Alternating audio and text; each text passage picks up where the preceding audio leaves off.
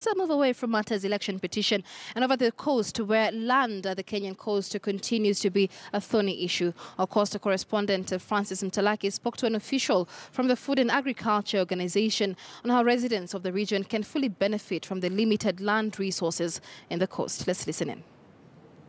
Well, we want to talk more with regard to food security and land management in this country that is being undertaken by FAO in partnership with the EU here in the country. And a lot is happening in some 8 counties. And now I want to bring in Husna Mubarak to speak to us more with regard to this. Welcome to KT News. And let's talk about the program that you are undertaking. What is it about and what does it seek to achieve? Okay. Thank you very much, Sifat. My name is Husna Mubarak. I work for FAO, and here we are looking at components of land administration and tenure rights. We're looking at land use planning. We're looking at policy and legal reforms within the land sector. And also, why did you choose the 8 counties? Any similarities? And given that there are other areas with the counties that you've not mentioned that are a breadbasket in terms of production. I think in Kenya, the focus has been mostly in high potential area.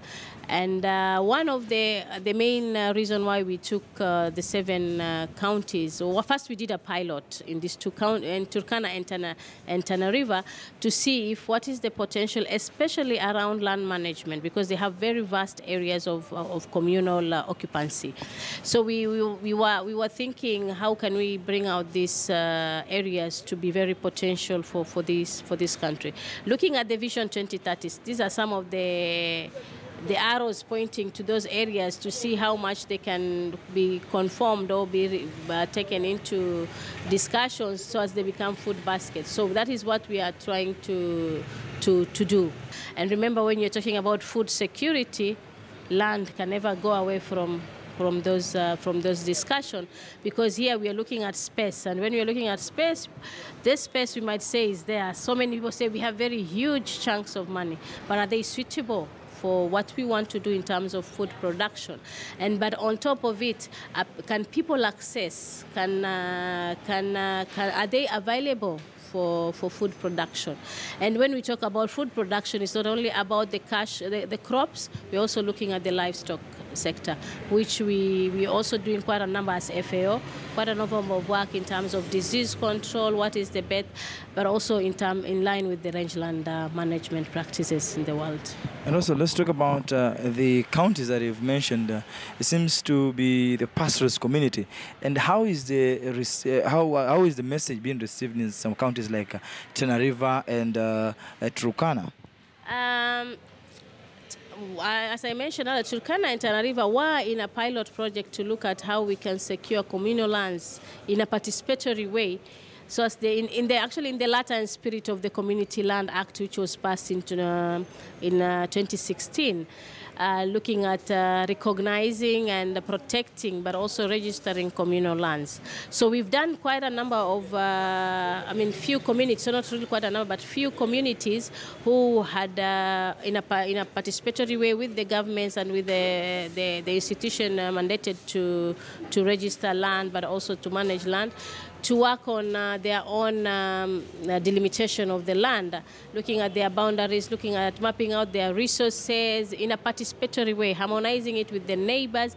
But on top of it, especially with the pastoral communities, you have to recognize the fact that they do move around a lot, and the appreciation has to be there, even within their bylaws, but also within the county law, the country laws, which has been there. The only thing now is for them to shed it out and say, this is how we move, and these are our grazing lands, this is our grazing corridors where we need space for them to use. And when you do it that way, the people who live in those lands know it better.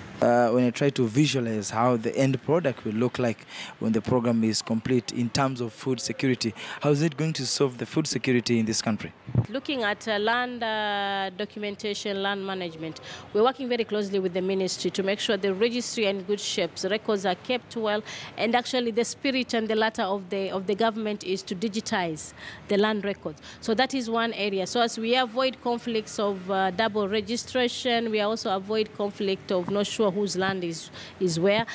But importantly, the issue of the people taking charge in terms of sustainably managing their land is very key.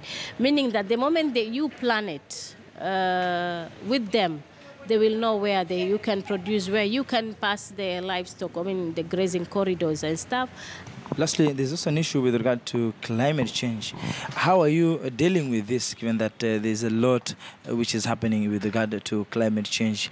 Any measures that you're doing, and in terms of raising awareness for the locals so that they can be able to adapt and also do something which is appropriate? I think Kenya is being guided by law. One of the various activities we've done is try to put up plans. We call them the national adaptation plans, especially to mitigate climate change. And I think they're in place currently. So enforcing is what is really coming out from there. But I think when we are creating awareness, when we are looking at sustainable land management, it's all about avoiding degradation, it's all about avoiding erosion, it's all about using your land sustainably. It's more of, climate change doesn't come like that. It's, you do something, it affects something and affects something. And it's a cycle like that. So that is how we really need to combat in so many other ways to be able to use proper land farming practices. We have to use proper ways of conserving our environment. Thank you for finding time to speak to us. Well, that was Husna Mubarak speaking to us with regard to food security and land governance in this country. They have a program that they're undertaking in 8 counties here in this country. So the program is funded by FAO, by EU, and undertaken by FAO. So from me, my name is Francis Mtelaki.